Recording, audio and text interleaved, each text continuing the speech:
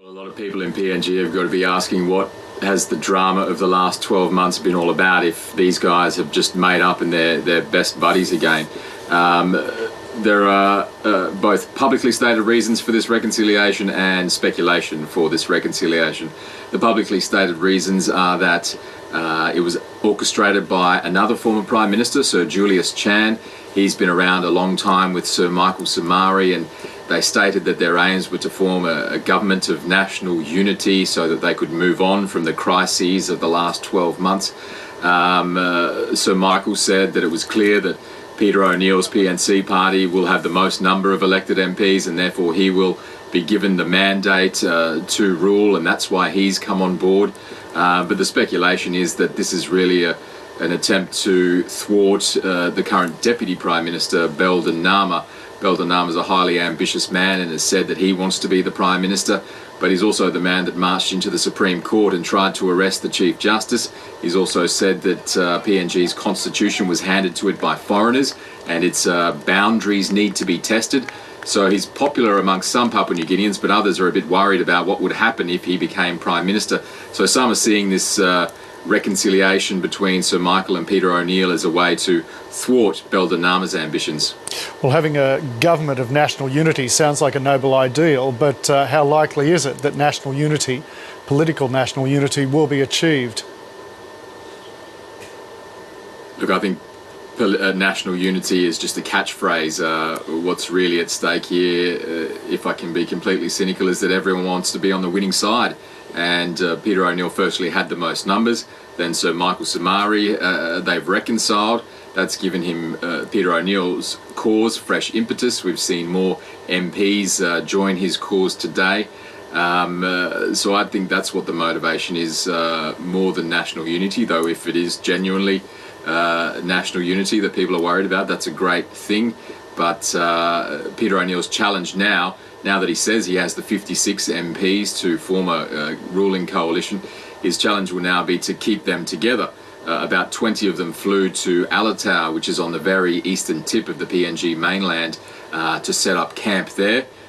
We believe that the rest of the O'Neill camp will be going there soon, and that's to try to isolate the MPs that have already signed up, to prevent them from going to another party, from being induced with offers to go to another side. So his challenge now is to keep that coalition intact until Parliament sits and elects a new Prime Minister on the floor.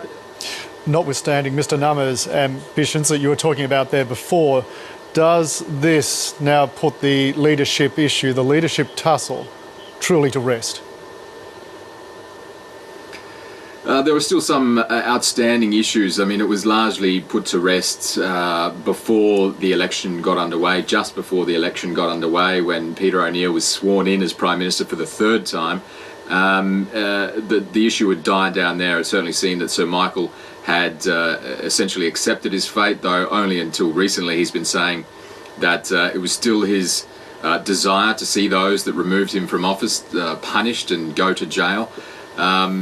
So essentially it has been dealt with, though those outstanding issues I talk about are still charges laying against some of the members of the O'Neill government. They've been charged with contempt both by the Supreme Court and the Somare faction have laid their own contempt proceedings against them.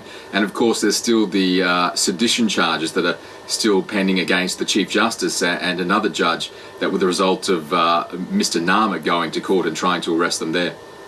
Liam, as you pointed out at the outset, this furor, this controversy has dragged on for 12 months, and at times it seemed to be dragging PNG politics and society into some very confusing and potentially dangerous places. So today, now that there's this reconciliation, what's been the reaction of the electorate? I think everyone's really stunned that this has come about, and that reaction of, well, what was this drama all for? Why couldn't they do this earlier? But certainly a lot of people are stunned here, given what I said before, that only until recently, in fact just after he was re-elected to his seat in East Sepik, Sir Michael had said he still wants to see O'Neill and his supporters in jail. So you know, a lot of people are amazed by this turn of events, but then also saying, well, this is the Melanesian way. Former former implacable foes can get together and say, oh, we're brothers again, let's put all the past behind us, which I've seen several times in my short time here in PNG. So there's those two reactions, and I guess there would be also a sense of relief from some sections of the community that were worried about Belden Nama becoming Prime Minister. They would see this as thwarting his ambitions and think that would be a good thing, though there is still some way to go. We saw a dramatic twist in events last night. There very well could be some more twists and turns to come. And Liam, one of the two new female MPs elected to Parliament, Lujaya Tony, reportedly said after hearing of her success, quote, "I have no blood on my hands, I did not bribe anybody, I come with clean hands." By virtue of that comment, what does that say about the political process in PNG, and how is it likely to change with a new government, new coalition? Look, I think it says a lot that someone has said this to differentiate themselves from many other MPs.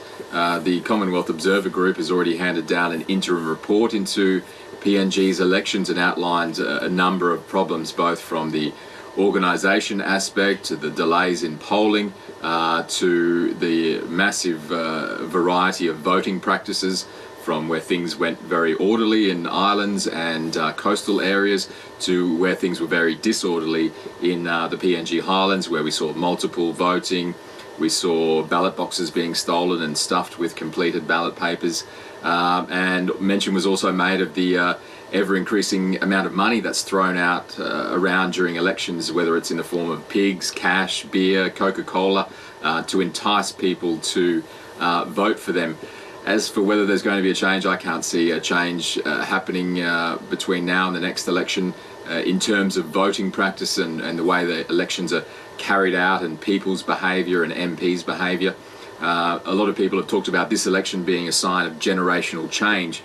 Well, apart from a few MPs being elected, I can't really see that. There's a lot of old faces still around, and indeed, despite Peter O'Neill saying that he was leading the new generation of MPs in Papua New Guinea, he was a long-standing member of Sir Michael Somari's government, and indeed many of the people who went on to defect from Sir Michael and form the new government were members of his government.